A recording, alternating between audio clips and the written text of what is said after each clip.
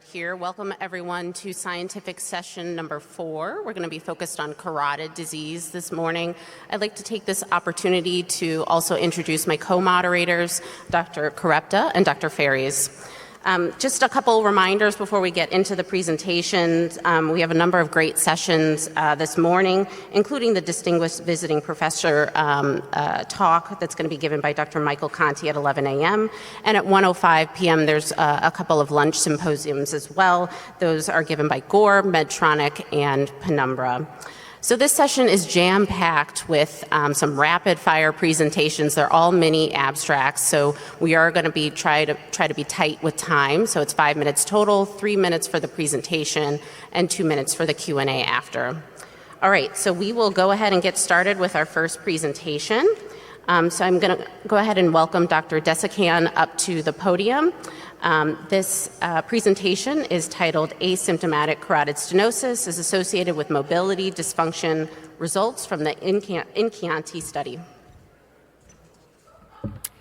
Good morning. I'd like to thank the Society for the opportunity to present our research looking at the association between asymptomatic carotid stenosis and mobility function. We have no disclosures to make. So research in carotid disease has predominantly focused on the clinical outcome of stroke. However, there's now building literature and growing evidence that asymptomatic carotid stenosis is also associated with cognitive impairment. This got our group thinking. Older adults often have comorbid mobility dysfunction in the setting of cognitive impairment. So are our patients with asymptomatic carotid stenosis not only suffering from cognitive impairment, but also mobility dysfunction? And that's clinically significant because mobility impairment in older adults is associated with increased rates of disability, higher healthcare costs, increased rates of institutionalization, and mortality. That led to our initial pilot study where we compared mobility function between patients with asymptomatic carotid stenosis and control patients. In this study, we found that patients with asymptomatic carotid stenosis had worse mobility function when we compared them to risk factor matched controls. Further, they had about a 3 times increased rate of falls in the preceding 6 months. So we saw this in a small cohort of patients, and what we wanted to do is see if these findings were generalizable. So that led to this study, where our objective was to determine whether asymptomatic carotid stenosis was associated with mobility dysfunction in a larger population-based study. The INCIANTI study was an NIH-funded epidemiological study of determinants of mobility function in community-dwelling older adults in the Chianti region of Italy. Researchers collected data on risk factors for mobility decline, performed targeted evaluation of mobility function, which included the short physical performance battery, and performed assessments to evaluate comorbid conditions. Fortunate for us, that included carotid duplex ultrasonography. There were a total of 1,453 participants in the INCIANTI's trial, and 709 of these met inclusion criteria for our analysis. Of these, 116, or about 16%, had asymptomatic carotid stenosis. Patients with asymptomatic carotid stenosis tended to be a little bit older and had a male predominance, and as you can expect, they had higher cardiovascular risk profile. Oops. We first performed a full factorial 3-way ANOVA looking at the main effects and interactions between stenosis group, or presence of stenosis, age group, and sex. In light of time, I've just presented the reduced model, where we found that the presence of asymptomatic carotid stenosis and age were associated with worse mobility function. In addition, the interaction between stenosis group and age group was also significant. So we wanted to take a look at that a little bit further. In this graph, you can see that patients with asymptomatic carotid stenosis, presented on the right, had worse mobility function compared to those without asymptomatic carotid stenosis. But you can see that the disparity between the function is mainly seen in the 65 to 74-year-old age group. In conclusion, community-dwelling older adults with asymptomatic carotid stenosis performed worse on mobility function testing compared to those without stenosis, and those disabilities were most apparent in adults 65 to 74 years of age. Further research is needed to confirm our findings and to delineate the exact mechanisms behind these impairments. Thank you.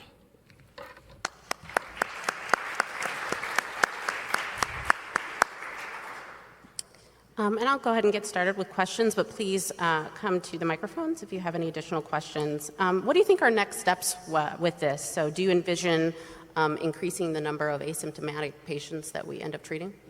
So yeah, I think this is a small piece within the big puzzle of associating carotid stenosis with mobility dysfunction. So one, we've seen it in a smaller cohort. Now we've demonstrated it in a larger cohort.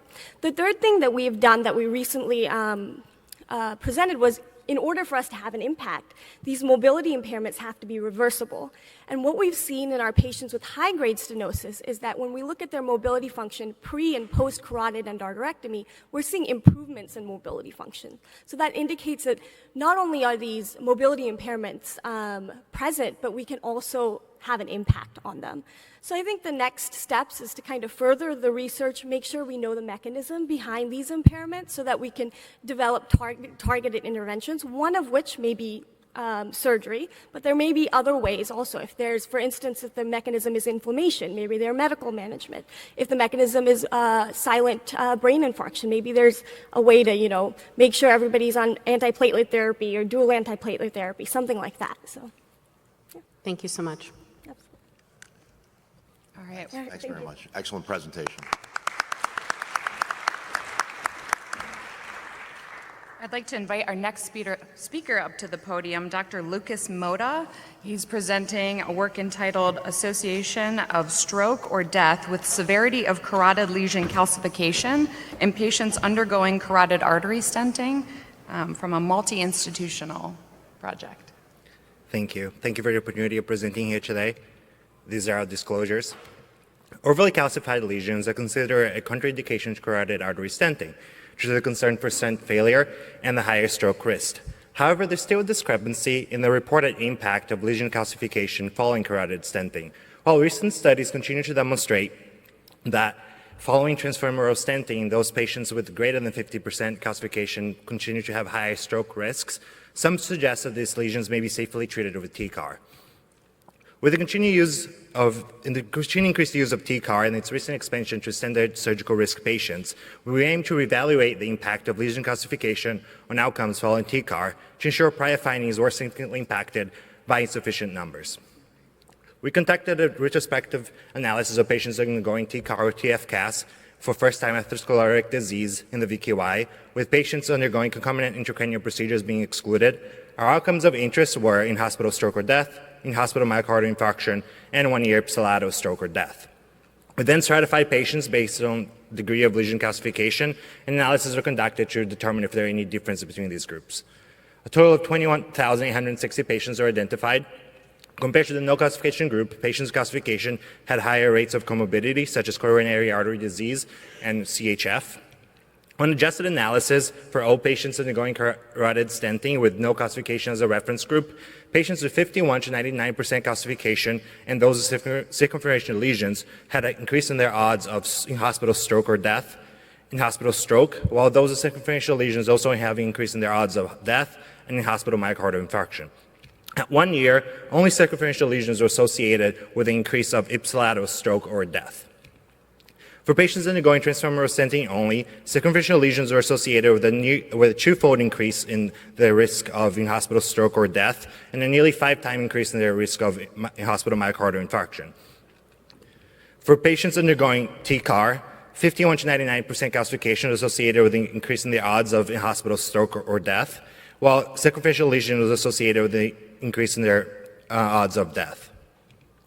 Overall, it demonstrated that there is an increased risk of in-hospital and 1-year stroke or death following carotid stenting for lesions with greater than 50% calcification or circumferential protruding plaques. This increased risk, as was shown here, is present regardless of approach. Alternative options such as carotid endarterectomy or medical management should be strongly considered in these patients. Thank you for your time.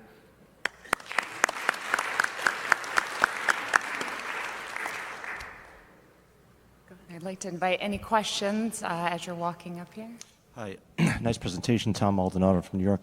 I just had a question about the definition of circumferential lesion because we've all seen the eggshell circumferential lesion that is not necessarily a thick 2 or 3 millimeter thick lesion. And I think that the concern with these calcified lesions is the behavior of the stent once it's deployed, whether it's going to open up all the way or even maybe recoil. It might have a completion angiogram that seems satisfactory, but then it will recoil, and you'll see that on a follow-up imaging. So my question is how you define circumferential lesion. It may be difficult to do in VQI.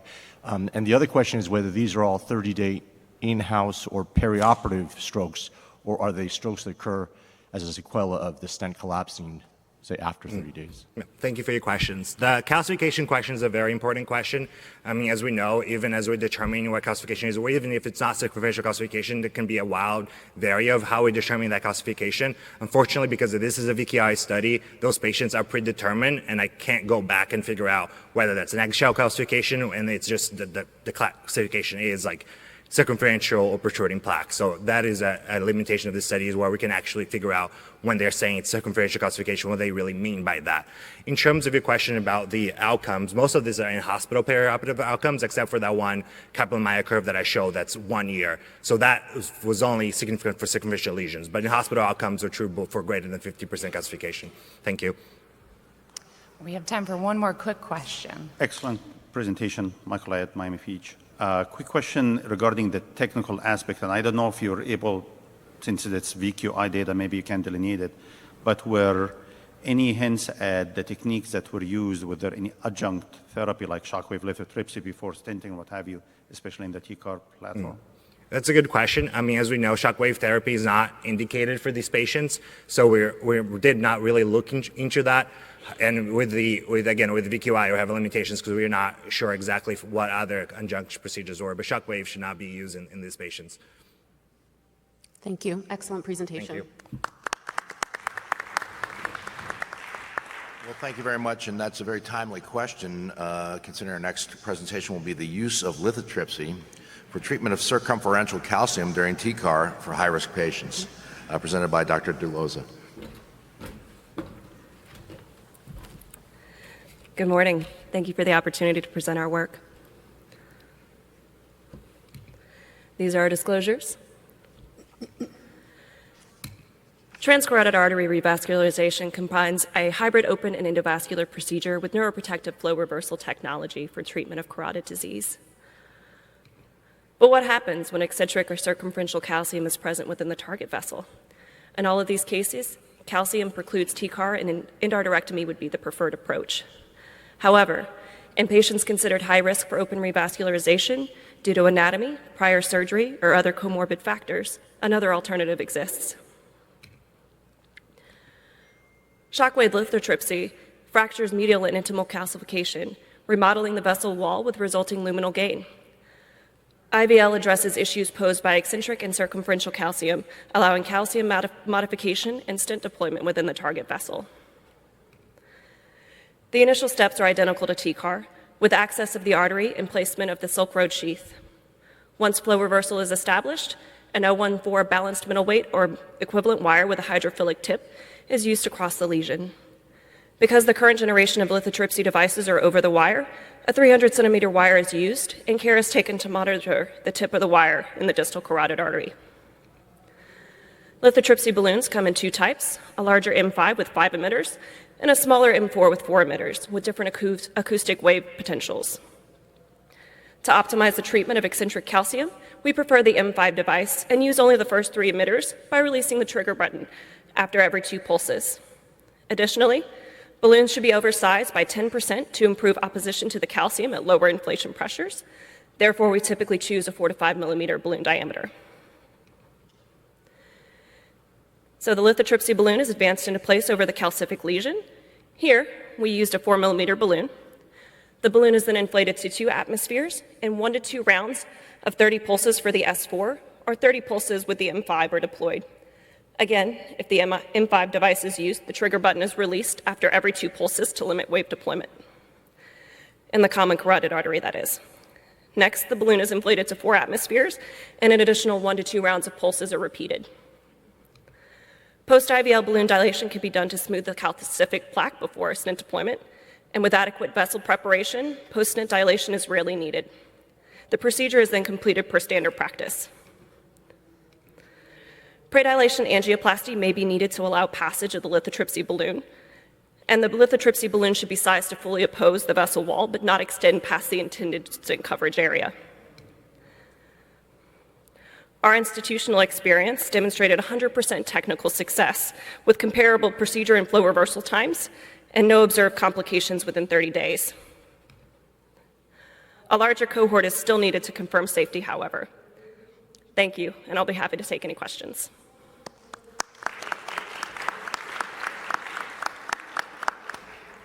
Dr. Caligaro? Yeah, hi. It's a very nice presentation. I read a lot, and I don't know much about this. I have two quick questions. One, can you very briefly explain how a shock wave breaks up calcium? If you just want to say, take my word for it, it works. Okay, I'll take it. I don't want to have you give an hour lecture. But I'm still a little confused how this shock wave thing breaks up calcium without embolizing, I mean. But my second question, you said 100% technical success. How many patients is that? And are there any series showing results of this before we all start doing it? Okay, to answer your first question, lithotripsy is the same technology that's been used before for kidney stones. They've just moved it into the endovascular space. I had similar concerns that you have for embolization, but all of the literature that is available has demonstrated that it's able to fracture the calcium within the wall without it embolizing from the wall. Gotcha. Okay. With regard to series, there are case studies that are available, but no significant case series available at this point. I think the largest I saw was 3. Our case series at this point in our institutional experience is 7, though we are compiling a larger cohort that's multi-institutional, and we have over 50 patients at this point. Because the problem is, my last comment is, even if you do 50 of these things and you don't get a complication, I'm still not sure that means it's better than just doing a regular balloon and stent. So, got a little while to go, but it looks promising. Thank you. I would agree with that, and I think this is definitely for a specific patient population, for those that can't tolerate an endarterectomy, but that would need the benefit of calcium modification. Thank you again for excellent presentation. Technical question, do you rely on the peripheral platform or the coronary platform? And do you use the balloon for treatment or for plaque remodeling and then you balloon before you stent? So we've used both. At this point, we've moved more towards the peripheral model, just because it allows for better opposition, and you can utilize just 3 of the emitters, which typically has resulted in better results for us. And then we usually post-dilate with a stent just to iron everything out prior to stent development. So sorry. In the interest of time, we are going to have to move on to the next presentation, but great job.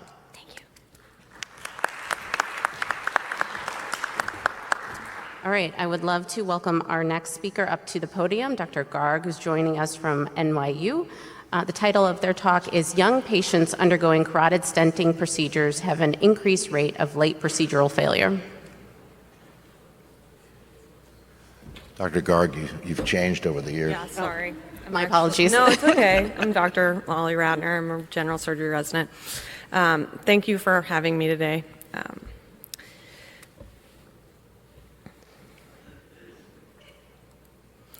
While a lot of attention has been focused on atherosclerosis in the aging population, patients on the other end of the age spectrum are not well studied. A recently published paper from our institution found that younger patients, age 55 or less, who underwent carotid endarterectomy had increased rates of recurrence and late neurologic events at 13-month follow-up. But outcomes after carotid artery stenting in this population have yet to be defined. Given the relatively low incidence of carotid disease in younger patients, we turn to the VQI. Our primary and secondary objectives included analysis of the rate of perioperative stroke, death, and MI, as well as late neurologic events and disease recurrence. We queried the VQI from 2016 to 2020 for patients who underwent either transfemoral carotid artery stenting or transcarotid artery revascularization. We identified 35,802 patients, of which 6.1% were 55 years or younger.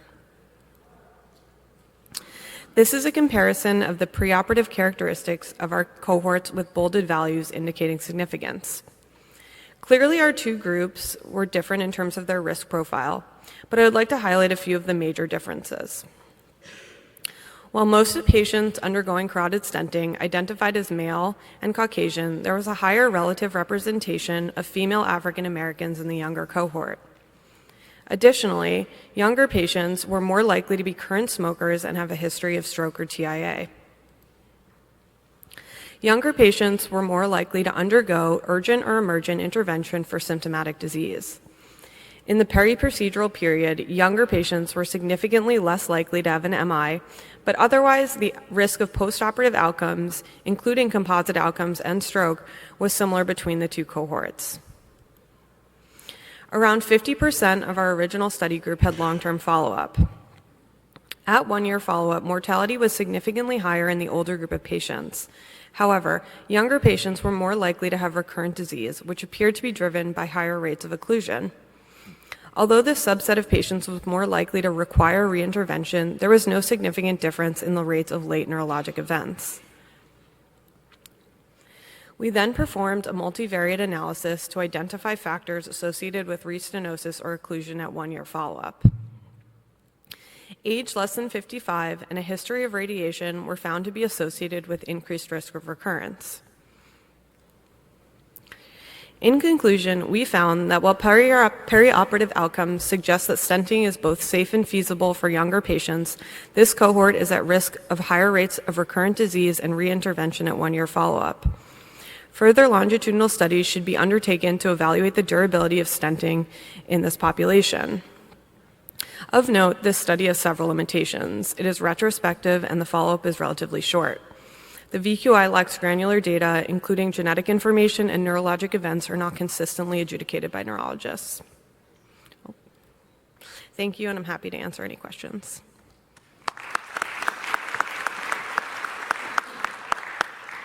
So based on your findings, do you think that we should be changing surveillance protocols for younger patients with premature cerebrovascular disease? So I think there's two parts of that question. I think these patients do deserve closer follow-up than maybe some of our older patients. But in the context of carotid artery stenting, I also think better protocols need to be developed. If you look in the literature, essentially there's concern that stenting artificially increases the peak systolic velocity during a duplex ultrasound. So perhaps we're overestimating the recurrence rate in these patients. Different groups have published their own protocols for these duplex criteria, but we probably need a standardized criteria for everybody. How did you guys select 55 as the cutoff age for this patient cohort or this analysis? Yeah, that's based mostly on older literature that's come out of our institution and other institutions that selected 55. The age A considers somewhere between 45 to 55, depending on sex. So we kind of stuck with what's been looked at in the past. Thank you. Thank you very much. All right. I'd like to invite our next speaker to the podium, Dr. Regina Hussman, coming to us from Houston, Texas, presenting an analysis of sex-based outcomes following transcarotid artery revascularization. Good morning, everyone. I'm very excited to be here today. I have one disclosure to present. So in nearly all clinical trials examining outcomes of carotid revascularization, there's an underrepresentation of females that made it challenging to provide sex-specific treatment recommendations. We have landmark trials such as the ACAS, ACST, and NACIT, which suggested that female had worse peri-procedural outcomes and do not have the same benefit of stroke prevention compared to males who underwent carotid endarterectomy. Now, a similar finding was found when they evaluated symptomatic patients who underwent transfemoral carotid artery stenting. However, these findings are widely debated as similar results have not been replicated in other studies. So our goal was to perform an analysis of the males and females who underwent TCAR at Indiana University and at UT Health. We performed a retrospective review of our database from 2015 through 2022. And within the specified time period, we captured 729 patients who underwent TCAR, of which 486 or 66% were performed in males, while the remaining 243 or 33% were in females. With respect to baseline characteristics, males were more likely to have coronary artery disease and to be active smokers. However, when we accounted for other comorbidities, the Charleston Comorbidity Index were similar amongst the sexes. Medication profiles between males and females were similar, and there were no differences with respect to the use of antiplatelet or anticoagulation. And there were no difference regarding symptomatic status and time to revascularization between the sexes. Lesion characteristics such as a high carotid bifurcation, restenotic disease, and degree of neck hostility were similar as well. And in terms of intraoperative course, we observed that females were more likely than males to receive protamine, and females received higher doses of radiation and contrast administration, although this did not correlate with a longer fluoroscopic time, operative time, and EBL. And both sexes had high technical success rate and low conversion rate to carotid endarterectomy. In terms of post-operative period, we observed that females had longer length of stay. However, there were no statistically significant difference of the rate of ipsilateral stroke and other outcomes such as reintervention rates, nerve injury, stent thrombosis, MI, or death. Similarly, in our long-term follow-up, we again found no significant differences in our rate of ipsilateral stroke, MI, in-stent stenosis of greater than 50%, thrombosis, and death. So when you take a look at our study, what you'll see is that the conclusion that outcomes after TCAR are similar between the sexes. However, males did make up the majority of our cohort. Interestingly, when we evaluated perioperative outcomes, although it did not reach statistical significance, females numerically had higher rates of ipsilateral stroke of 1.9% versus 3.3% in females. The same trend was found when we looked at our long-term outcomes. Females again had numerically high rates of ipsilateral stroke, stent thrombosis, and death, although all of which were not statistically significant.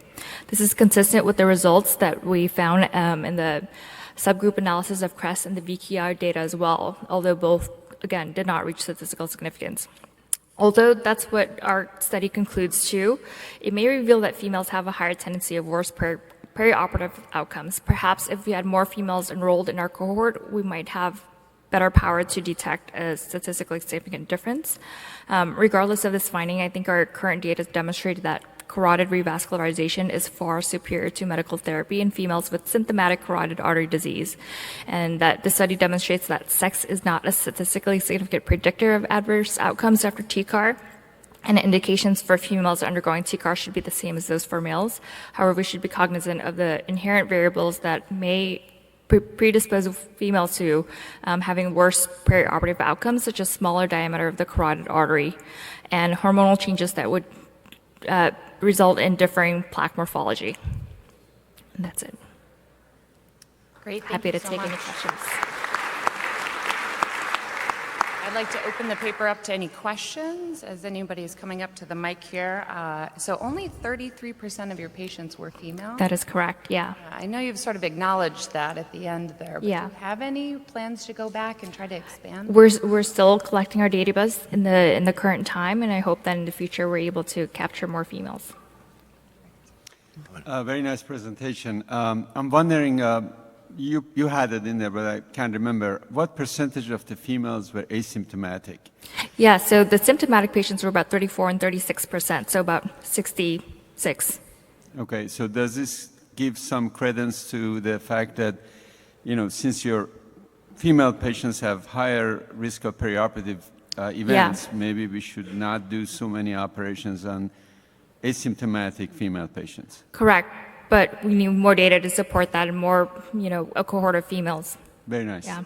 Thank you. I think in the interest of time, we'll stop the discussion there. Thank you very much. Excellent presentation. For our next presentation, we'll learn about the use of antiplatelet medications are associated with decreased brain parenchymal involvement in symptomatic patients who undergo carotid intervention. This is by Dr. Teeter. Or is it Dr. Garg? We're not sure. Also not Dr. Garg, thank you. I'd like to give a shout out to my co-first author who's also joining us from the Netherlands today. We have no relevant financial disclosures. So carotid interventions are performed for both symptomatic and asymptomatic high-grade carotid artery stenosis. According to the National Inpatient Sample from 2017, close to 60,000 carotid artery interventions were performed in the U.S., and symptomatic carotid artery stenosis accounts for a minority of those. We know that improvements in medical therapy have markedly decreased stroke risk, and patients with asymptomatic stenosis on appropriate medical therapy have an overall very low annual stroke rate. The aim of our study was to identify patients undergoing these interventions, both asymptomatic and symptomatic, and try to identify predictors for symptomatic status. This was a retrospective review of prospectively collected data from our stroke center from January 2015 to February 2022. 279 patients underwent intervention for symptomatic carotid artery stenosis, and these were matched with 300 patients from a total cohort of 1,143 patients who underwent intervention for asymptomatic carotid artery stenosis. Univariate and multivariate analyses were performed to identify risk factors for symptomatic presentation, and then we performed several subgroup analyses on the symptomatic patient cohort. Demographics did not differ significantly between the groups. Patients who presented symptomatic were more likely to have had a prior remote TIA or stroke, but less likely to have had coronary artery disease, hypertension, or CKD. And interestingly, symptomatic patients who also had a trend towards significance with COVID-19 infection in the 3 months preceding presentation. Symptomatic patients were significantly less likely to be on antiplatelet therapy, and this was true for both single and dual antiplatelet therapy. Symptomatic patients were also less likely to be on lipid-lowering drugs and were less likely to be on antihypertensive agents, although fewer patients with symptomatic carotid artery stenosis in our study had hypertension from the previous slide. We input all of these factors with a p-value of 0.1 or less into a multivariate analysis. Prior remote TIA or stroke and absence of antiplatelet therapy, both single or dual antiplatelet therapy, remain significantly associated with symptomatic presentation. Lastly, we performed a subgroup analysis on the symptomatic patient cohort, specifically stratifying patients by the degree of brain parenchymal involvement. There was no difference observed in plaque morphology or degree of stenosis in these patients, but patients with larger areas of parenchymal involvement were less likely to be on antiplatelet therapy. And increasing rates of 30-day complications after carotid interventions were observed as the degree of parenchymal involvement increased. In conclusion, we identified a significant association with symptomatic presentation and remote prior stroke or TIA, as well as a lack of antiplatelet therapy. Symptomatic patients who were not on antiplatelet therapy also had larger areas of parenchymal involvement. It's been established that infarct size correlates with clinical outcomes and degree of disability after ischemic stroke. There are corollaries in the cardiology literature demonstrating smaller myocardial infarction infarct size with the use of antiplatelet therapy. These findings underscore the important and appropriate medical management and adherence, and this study has also identified several areas for improvement in the medical management of our patients being followed for carotid artery stenosis. Thank you.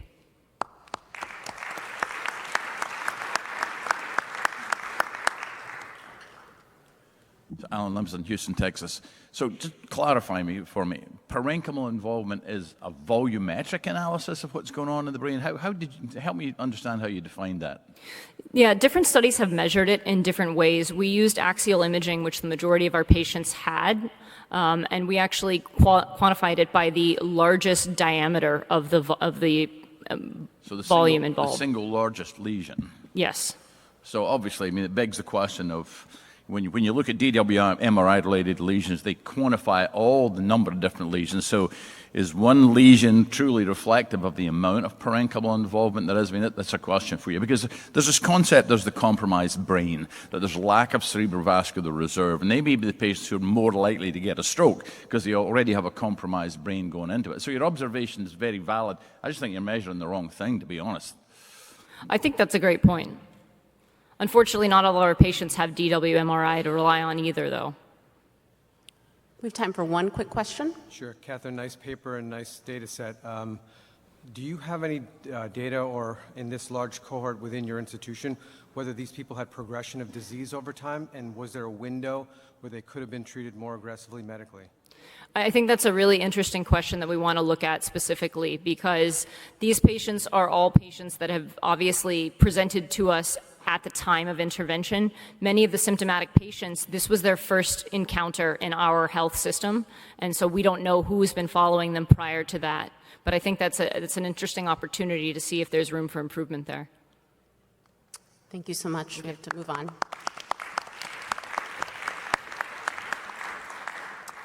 All right, our next talk, I'd like to bring up to the podium Dr. Dekor Aridi, who's coming to us from Indiana University School of Medicine. The title of their talk is Antiplatelet Discharge Regimens and Association with 30-Day and 1-Year Stroke or Death After Transcarotid Artery Revascularization. Good morning. I would like to thank the Society for the opportunity to present. These are our disclosures. As we all know, current guidelines recommend dual antiplatelets in the perioperative period after transcarotid artery revascularization. However, in many patients, the need for concomitant anticoagulation leads to patients receiving either triple therapy or a single antiplatelet agent. We aim to describe medication discharge regimens after TCAR and its association with 30-day and 1-year outcomes. Therefore, we looked at patients undergoing TCAR in the Vascular Quality Initiative, and we used standard statistical analysis, including multivariable logistic and Cox regression analysis to study this association. Out of 29,000 patients undergoing TCAR, 81% were discharged on dual antiplatelet therapy, 5.8% were discharged on a combination of a single antiplatelet agent with anticoagulation, 9% on triple therapy, and 4% on a single antiplatelet or a single anticoagulant. Aside from aspirin, clopidogrel was the most common used antiplatelet agent, and apixaban was the most common used anticoagulant. There were significant differences in baseline characteristics between the 4 groups, notably in terms of age, sex, race, insurance, symptomatic status, baseline comorbidities, and non-home discharge disposition. Compared to dual antiplatelet therapy, a combination of a single antiplatelet agent with anticoagulation was associated with higher odds of stroke, stroke and stroke death MI at 30 days, as well as higher odds of restenosis, high-grade restenosis. It was also associated with higher rates of 1-year mortality and stroke and death, both on univariate and multivariate adjustment. Comparing triple therapy to dual antiplatelet therapy showed higher rates of stroke, stroke and death MI at 30 days. However, these differences disappeared after multivariate adjustment. Similarly, there were no significant differences between the 2 groups in terms of 1-year outcomes after multivariable adjustment. As for using a single antiplatelet or an anticoagulant compared to dual antiplatelet therapy, it was associated with higher odds of 30-day mortality, stroke and stroke death MI. And it also was associated with higher rates of 1-year stroke and death compared to dual antiplatelet therapy. The limitations of this study include the absence of the indication for antiplatelet discharge regimen, which increases the risk of selection bias for these patients, limited follow-up, with 52% of patients having 30-day follow-up and 45% of patients having 1-year follow-up. However, our sensitivity analysis showed no significant differences in the characteristics of patients with and without follow-up. Moreover, we couldn't evaluate the risk of bleeding, especially with triple therapy. In conclusion, 19% of VQI patients are not discharged on dual antiplatelet therapy after TCAR. There's a significant increase in 30-day and 1-year stroke and death in patients discharged on a single antiplatelet agent with or without anticoagulation, as well as those discharged on anticoagulation only. This highlights the importance of compliance to dual antiplatelet therapy after TCAR and need for further research to evaluate the appropriateness of this procedure in select patient populations. Thank you. Great. Dr. Zoe, did you have a question? Yes, Wei Zhou from University of Arizona. It seems that anticoagulation is the one that associates with higher stroke and death rate. Can you tell me what kind of stroke it is, hemorrhagic stroke or just ischemic stroke? Another thing is, how many patients actually had a test for PCSK9 inhibitor non-responsiveness? we put all the patients on dual antiplatelet plus anticoagulation, are they really having dual antiplatelet therapy or just single because the non-responsiveness? Thank you for this question. Unfortunately, a recurring theme when using data from VQI, we cannot differentiate if it was an ischemic or a hemorrhagic stroke, and we don't have data on tests for non-responsiveness. In the interest of time, we are going to have to move on to our next presentation. Thank you so much. Thank you. I'd like to welcome our next presenter, Dr. Indies, presenting on success of current medical management may be overestimated when compared to carotid endarterectomy, but not carotid artery stenting when treating asymptomatic carotid artery stenosis. Hi, I'm Paula Morales Allende. I'm a PGY3 at Montefiore Medical Center, and I will be presenting today the success of current medical management may be overestimated when compared to carotid endarterectomy, but not carotid stenting for treating asymptomatic carotid artery stenosis. The stroke risk at 5 years between patients with carotid endarterectomy compared to best medical management for asymptomatic carotid stenosis corresponded to an annual net benefit in stroke reduction of only 0.46% per year. The CREST-1 trial showed higher periprocedural stroke risk in carotid artery stenting and higher periprocedural MI risk in CEA. Our goal was to compare clinical outcomes between patients with asymptomatic carotid stenosis who were treated with medical management versus those who were treated with carotid endarterectomy or carotid artery stenting. This was a retrospective study using the Trinetics database that included asymptomatic carotid stenosis treated with medical management, aspirin and statin, or carotid endarterectomy or carotid artery stenting. We performed propensity matching of demographics and comorbidities in our patient cohort. We also evaluated 5-year outcomes of mortality, myocardial infarction, and stroke. We found that there was a higher 5-year mortality and MI, but lower stroke risk for medical management compared to carotid endarterectomy. We also found a lower mortality and lower stroke, but higher MI risk in medical management at 5 years compared to carotid artery stenting. Carotid artery stenting had a lower survival at 5 years, whereas carotid endarterectomy had a higher 5-year survival probability at 5 years. Some of the limitations of our data were the retrospective nature of the study, the variability of physician coding on Trinetics, and the inability to differentiate between TCAR versus transfemoral stenting. In addition, there were specific surgical techniques that may have led to different outcomes. We also didn't know the severity of stenosis and other comorbidities in our patients. In conclusion, CEA may be beneficial in patients with more than a 5-year life expectancy. However, a slightly higher stroke rate may limit the quality of life in these patients. Carotid artery stenting patient selection guidelines may be necessary to decrease rates of mortality and stroke when compared to medical management. Overall, this retrospective data may reflect the comparative effectiveness of the CREST-2 randomized control trial. Thank you. Thank you so much for your presentation. Dr. Glavitsky? Excellent topic and great study, and you just have to go in deeper into the details because medical treatment depends on compliance and on effectiveness. So do you know any data how compliant the patients were with medical treatment and also how effective was like LDL, for instance, in patients who were on statins? That's a great point. Unfortunately, with the Trinetics database, all that type of information is very limited. That's why it was even difficult to compare TCAR versus transfemoral stenting. Like, the coding is pretty much the same for both of them. So that's a great point. We might have to use a different database for that. In the interest of time, we're going to have to cut the discussion off there. Thank you. Sorry. Thank you.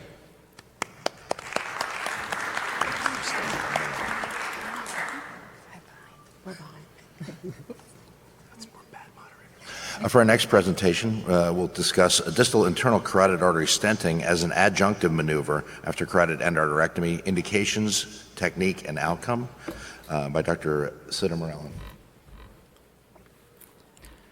Good morning, and thank you for the opportunity. We have nothing to disclose. Distal ICA lesions remain a technical challenge in the treatment of carotid artery stenosis. Whether identified preoperatively or intraoperatively, there are a number of effective surgical adjuncts to improve distal exposure, though these require meticulous preoperative coordination and planning and are accompanied by a risk of cranial nerve injury due to the proximity of neurovascular structures in this area. The aim of this presentation is to provide a single institution retrospective review of a stenting technique for surgically inaccessible distal ICA plaque or injury encountered at the time of carotid endarterectomy. This table provides an overview of our experience with this stenting technique in 6 patients between 2008 and 2022. All were male with an age range of 63 to 82 years. 50% were on dual antiplatelet therapy prior to surgery. The initial endarterectomy was performed with patch angioplasty plus or minus shunting in 5 of 6 patients, whereas 1 underwent eversion endarterectomy. Stenting was unplanned in all 6 patients. The decision to stent was made intraoperatively in 5 of 6 patients, most commonly for a visually unsatisfactory endpoint. In 1 patient, a neurologic deficit in the recovery room triggered identification of a clamp or shunt injury with the intention to return to the operating room for stenting. And a standard carotid stent was used in all patients, with the more recent choice being the Silk Road TCAR stent.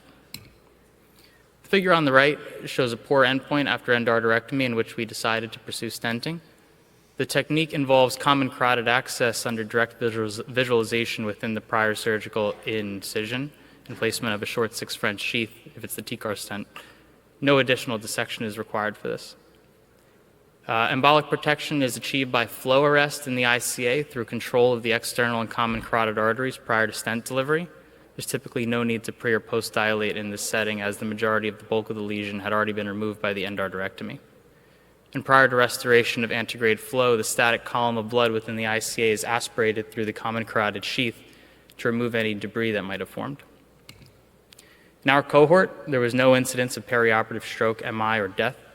2 patients did develop cranial nerve injury postoperatively, both occurring during the initial endarterectomy, as there was no additional dissection performed for stent delivery. These patients returned to their functional baseline and weight within 1 and 5 months, respectively. Over a long-term follow-up of median 17 months, there was no incidence of ipsilateral stroke or in-stent stenosis. To conclude, in our view, stenting with flow arrest through external and common carotid artery control is a reasonable strategy for surgically inaccessible distal ICA plaque or injury encountered at the time of carotid endarterectomy. Thank you.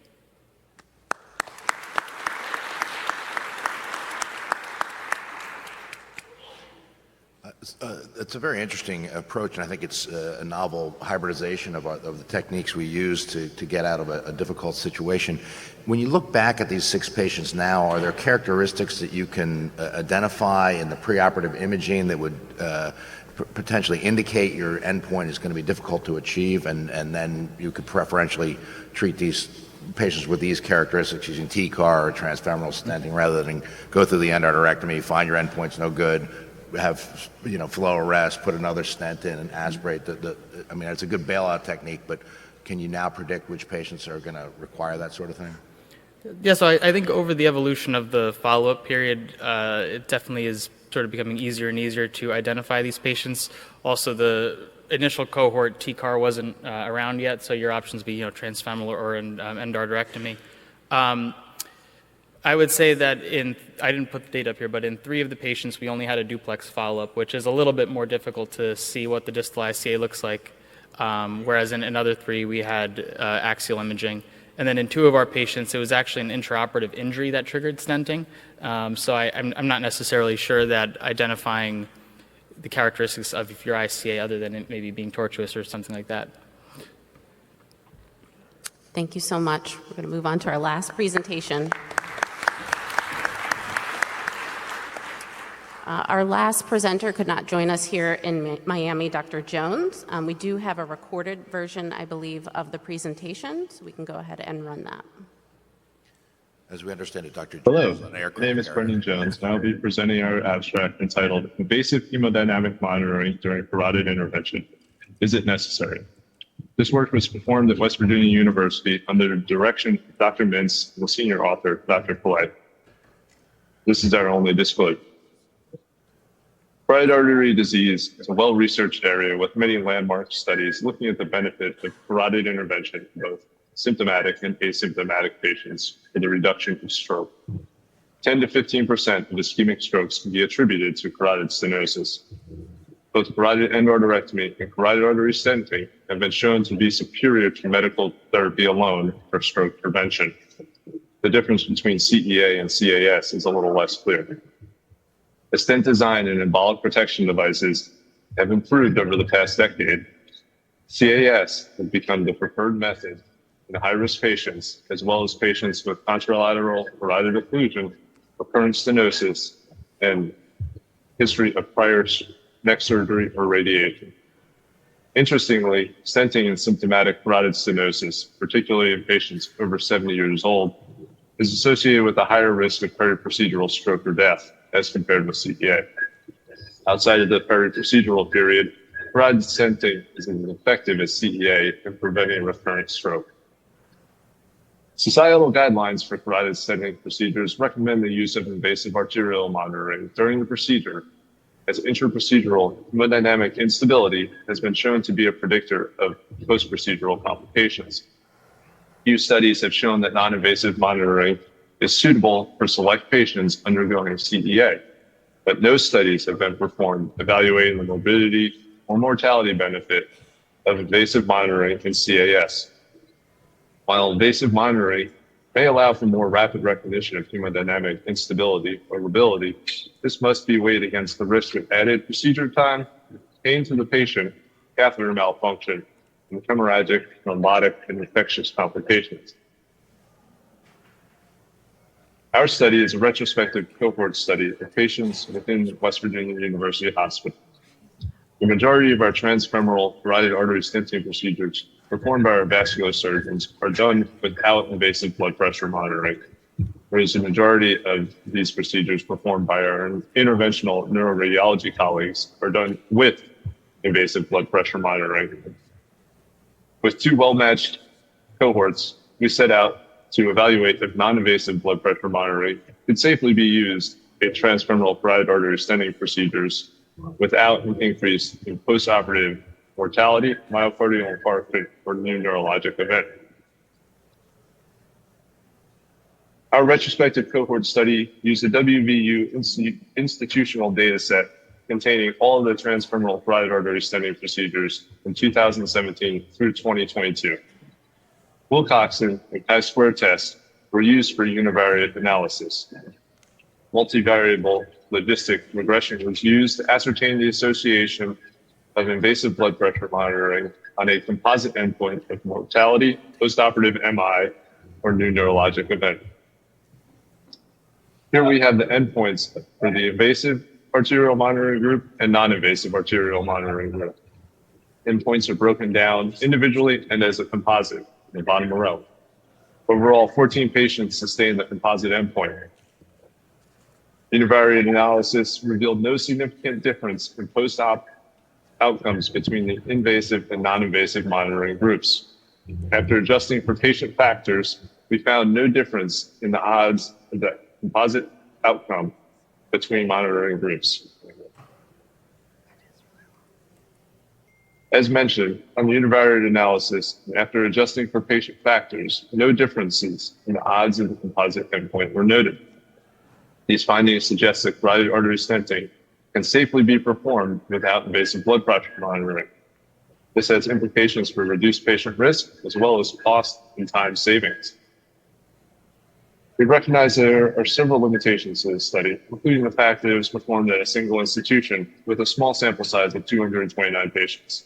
There's also the question of differences in patients treated by vascular surgery and interventional neuroradiology, such as symptomatic versus asymptomatic, procedure length, elective status of the case, and history of prior stroke or TIA.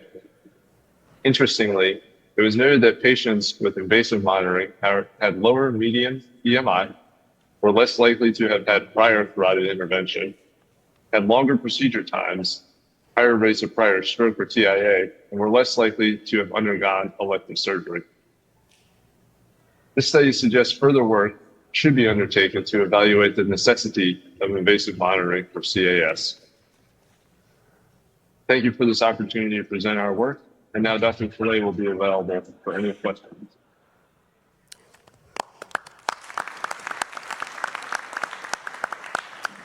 We are actually over time, so I think we will move on to our next session. I want to thank all of our presenters, and please, hopefully everyone can stay for the visiting distinguished talk.